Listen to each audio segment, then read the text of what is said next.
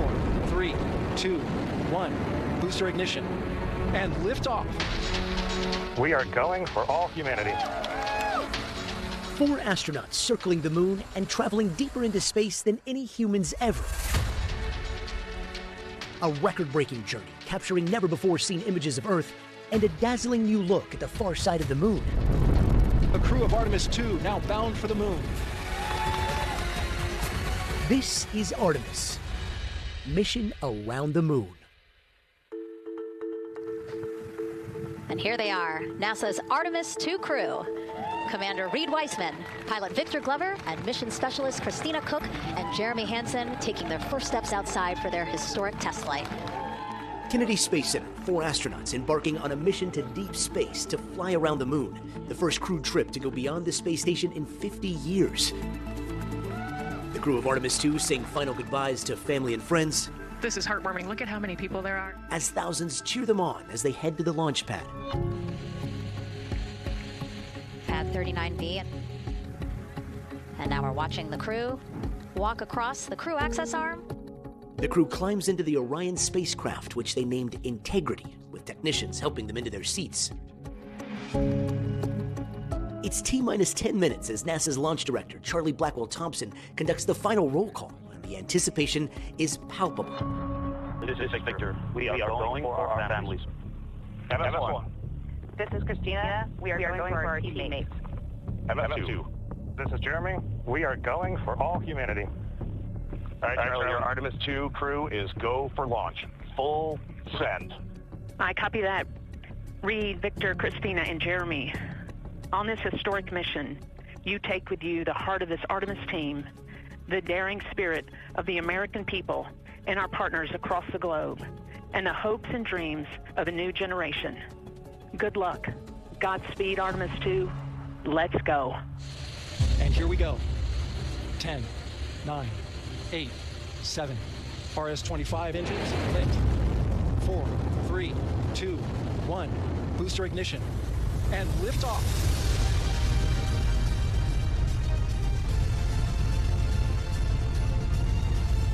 The crew of Artemis II now bound for the moon. Humanity's next great voyage begins.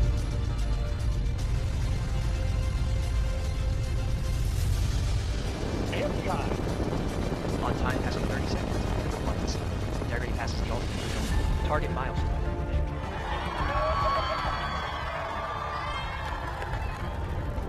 Houston now controlling the flight of Integrity on the Artemis II mission around the moon. Integrity, AMT high. Oh my god. This is so good. Imagine I was in that rocket. Integrity, 3 miles in altitude. Traveling more than 1,200 miles per hour. You don't see this every day. They're going around the moon. Approaching 90 seconds into the Artemis II mission. Integrity is 14 miles in altitude, 8 miles downrange, traveling more than 2,600 miles per hour.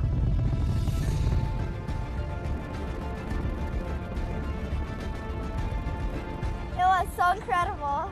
This is like my first time seeing this, waiting for such a long time. 1 minute 50 seconds of mission elapsed time standing by. 3 minutes 50 seconds. Within 4 minutes, Artemis breaks the bounds of gravity.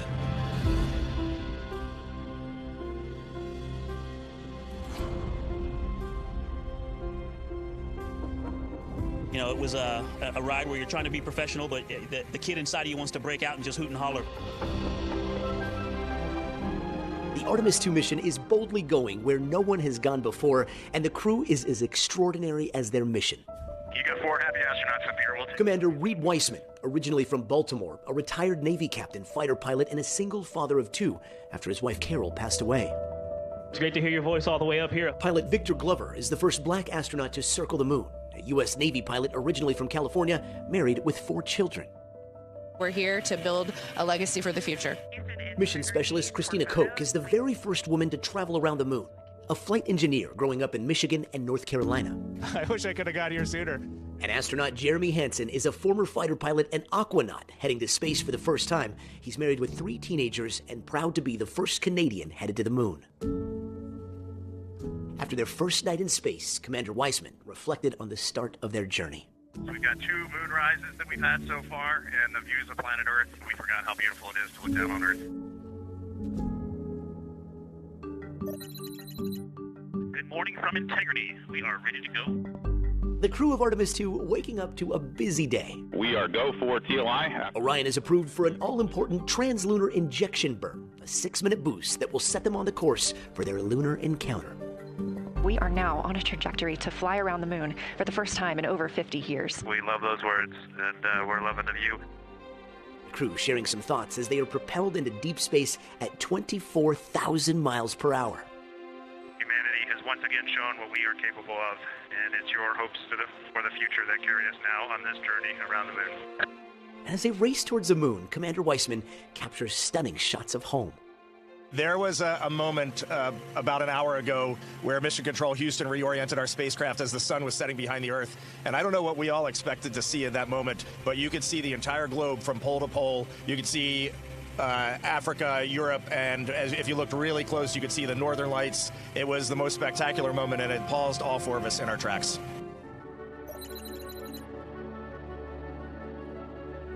All right, it was really great to wake up this morning and look out the window and see the full moon off the front of the vehicle. There's no doubt where we are heading right now.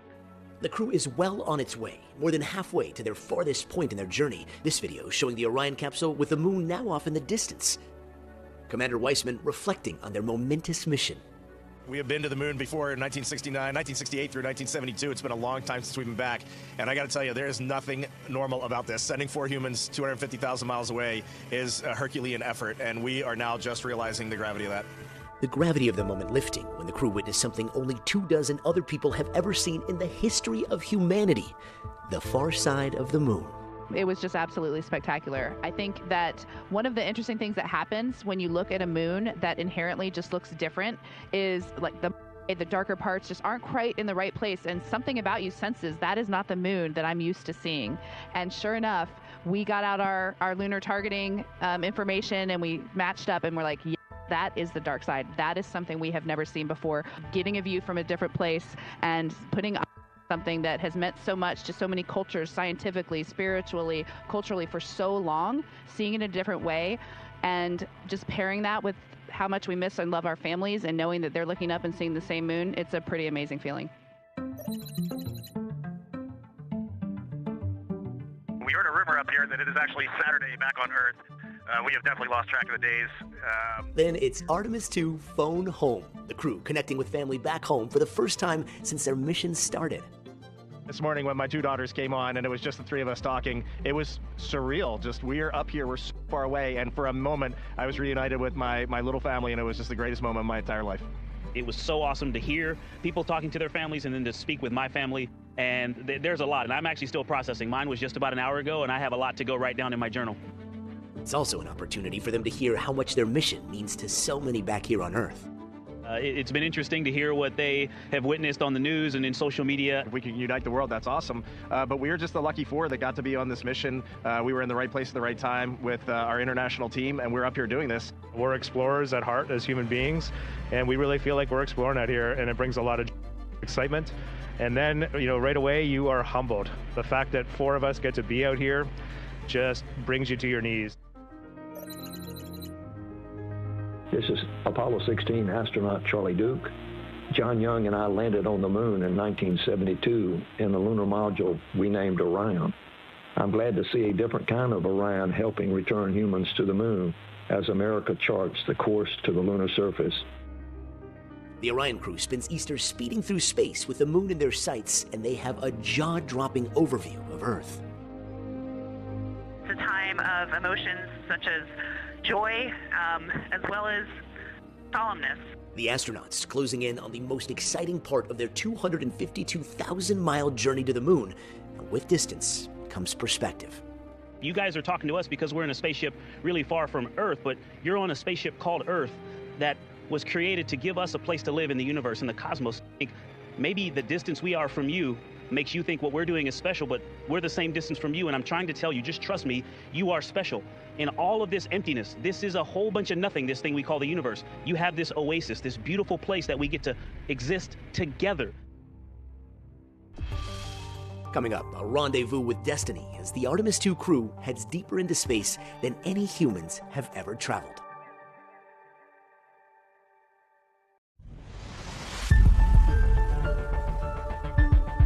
The crew of Artemis is now moments away from the climax of their incredible journey. Soon, they will be the first crew to ever see the entirety of the far side of the moon. But first, they're greeted with a pre-recorded message from the last person to travel this far, the late Jim Lovell of Apollo 13 fame. Hello, Artemis II. This is Apollo astronaut Jim Lovell. Welcome to my old neighborhood. When Frank Borman and Bill Andrews and I orbited the moon on Apollo 8, we got humanity's first up-close look at the moon and got a view of the home planet that inspired and united people around the world. I'm proud to pass that torch on to you. The crew getting ready to pick up that torch as they head deeper into space. We most importantly choose this moment to challenge this generation and the next to make sure this record is not long-lived. Shattering the Apollo 13 record for the farthest humans have ever traveled from Earth. Today, for all humanity, you're pushing beyond that frontier. And now the moment the mission has been building to, a long-awaited lunar flyby.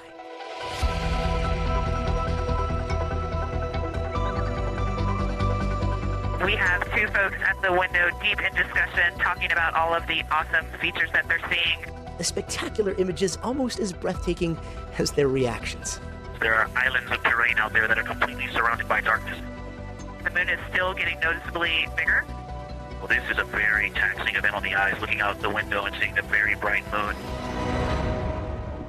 This total view of the far side of the moon. There's a nice crater right at the South Pole. All the really bright new craters, some of them are super tiny, most of them are pretty small. Then rising above the lunar pole, updating the iconic Apollo 8 picture from 1968. The massive Oriental Basin, the moon's Grand Canyon, 600 miles across. Then the Terminator line between sunlight and darkness. Man, when you look at the Terminator, it is just like impossibly rugged. The astronauts also beaming back never-before-seen snapshots from space. And a slice of Earth hundreds of thousands of miles away. And then this moving moment. Our science team helped us out with a couple of relatively fresh craters on the moon that have not been previously named, and our crew would like to propose a couple of potential names for those items or those areas. And we spent a bit of time this morning looking out the window, and we're able to see them now both with our naked eye and through the long lens, and so we feel this is a good time to send this down. And especially meaningful for this crew is a number of years ago we started this journey in our close-knit astronaut family, and we lost a loved one. And there's a feature in a really neat place on the moon, and it is on the near side, far side boundary. In fact, it's just on the near side of that boundary, and so at certain times of the moon's transit around Earth, we will be able to see this from Earth. And so we lost a loved one. Her name was Carol, the spouse of Reed, the mother of Katie and Ellie. And we would like to call it Carol. The crew visibly emotional. Wiseman blowing kisses and throwing a heart back to his two daughters. Then, as the crew passes behind the moon, a planned loss of radio contact for 40 minutes. From all of us, it's a privilege to witness you carrying the fire past our farthest reach. Thank you. Godspeed. As we prepare to go out of radio communication, we're still to feel your love from Earth, and to all of you down there on Earth and around Earth, we love you from the moon. Houston copies. We'll see you on the other side. In that time, the crew getting the closest they ever have to the moon, flying just over 4,000 miles from the lunar surface. They emerge to a new Earthrise, the Earth coming back into view on the opposite edge of the moon. Astronaut Christina Koch with this empowering message as they make contact with Mission Control again. It is so great to hear from Earth again. To Asia, Africa, and Oceania, we are looking back at you. We hear you can look up and see the moon right now. We see you too. When we burned this burn towards the moon, I said that we do not leave Earth, but we choose it. And that is true. We will explore, we will build ships, we will visit again. We will construct science outposts, we will drive rovers, we will do radio astronomy, we will found companies, we will bolster industry, we will inspire. But ultimately, we will always choose Earth, we will always choose each other. Then another first, a total solar eclipse, which no one has ever seen before from the moon. We just went sci-fi. This has, it just looks unreal. You can see the surface of the moon between, I guess the Earthshine. I guess Earthshine. You can actually see a majority of the moon. It is the strangest looking thing that you can see so much on the surface. It's indescribable. No matter how long we look at this, our brains are not processing this image in front of us. It is absolutely spectacular, surreal. I know there's no adjectives. I'm going to need to invent some new ones to describe what we are looking at out this window. Astronauts receiving a presidential congratulations. Very special hello to Artemis II.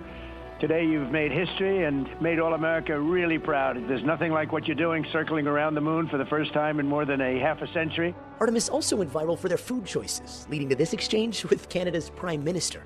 And I just wonder, a lot of Canadians just want one point of reassurance that the preference is for maple syrup over Nutella on your pancakes in the morning.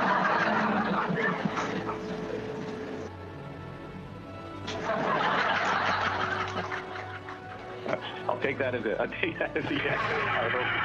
Absolutely, sir.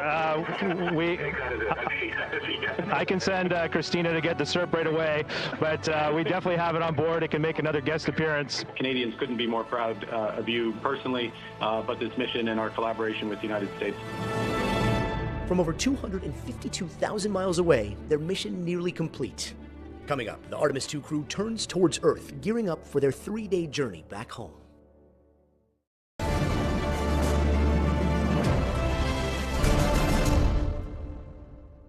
One more small and quick thing. We just wanted to take this moment to recognize the two newest members of the Association of Space Explorers, NASA astronaut Christina Cook and Canadian Space Agency astronaut Jeremy Hansen. Reed and I are both members, and we're proud to welcome the two of them to this international body of human space explorers. And also congratulations to Jack Hathaway, who recently joined aboard the International Space Station. Thank you. Thank you for those words, and welcome to the club. The crew of Artemis II is getting ready to say goodbye to what has been 10 incredible days in space. NASA preparing to safely welcome the crew back home. But Artemis II is only the beginning. Part of our ethos as a crew and our values from the very beginning were that this is a relay race. In fact, we have batons that we bought to symbolize physically that. We plan to hand them to the next crew, and every single thing that we do is with them in mind. And we have actually been diligent to try to fix everything, and we're always thinking from the perspective as what is the next crew going to think about this? How will this help them to succeed? This is the beauty of this program that brings an international collaboration, sets big goals, and doesn't just talk about them, but goes after them and gets it done. We're going to need the advances in robotics. It's really hard out here. We're a long way from home. We've been learning the entire journey. We've been watching Mission Control learn. And so when we get these next generation robotics on the surface of the moon and out in deep space, there's going to be some challenges, there's going to be some failures along the way, and there's going to be some learning that happens. As NASA ushers in a new golden age of space exploration, they're building to 2028 when astronauts are set to return to the surface of the moon and take a giant leap back to the future with Mars on the horizon. But for now, at least, the focus is on this crew's accomplishments. I'll be honest and say I've actually been thinking about entry since April 3rd, 2023, when we got assigned to this mission. And one of the first press conferences we were asked, what are we looking forward to? And I said splashdown, and it's kind of humorous, but it's literal as well, that we have to get back. There's so much data that you've seen already, but all the good stuff is coming back with us. There's so many more pictures, so many more stories. Gosh, I haven't even begun to process what we've been through. It's a bright spot on the moon. When Jeremy spelled Carl's name, C-A-R-R-O-L-L. For me, that's when I was overwhelmed with emotion, and I looked over and Christina was crying. I put my hand down on Jeremy's hand as he was still talking, and I could just tell he was trembling, and we all pretty much broke down right there. And just for me personally, that was kind of the pinnacle moment of the mission for me. That was, I think, where the four of us were the most forged, the most bonded, and we came out of that really focused on that day ahead. And that bond, that indescribable human connection that compels us to reach for the heavens, is what defines us as a species, and in pursuit of expanding our consciousness beyond Earth into the stars for all of humanity, the bravest among us will climb aboard a towering rocket. 4, 3, 3, 2, 1. Booster ignition. And lift off. Ride over 8 million pounds of thrust into space around the moon and return home to our beautiful planet, cocooned in human ingenuity. To the moon and beyond.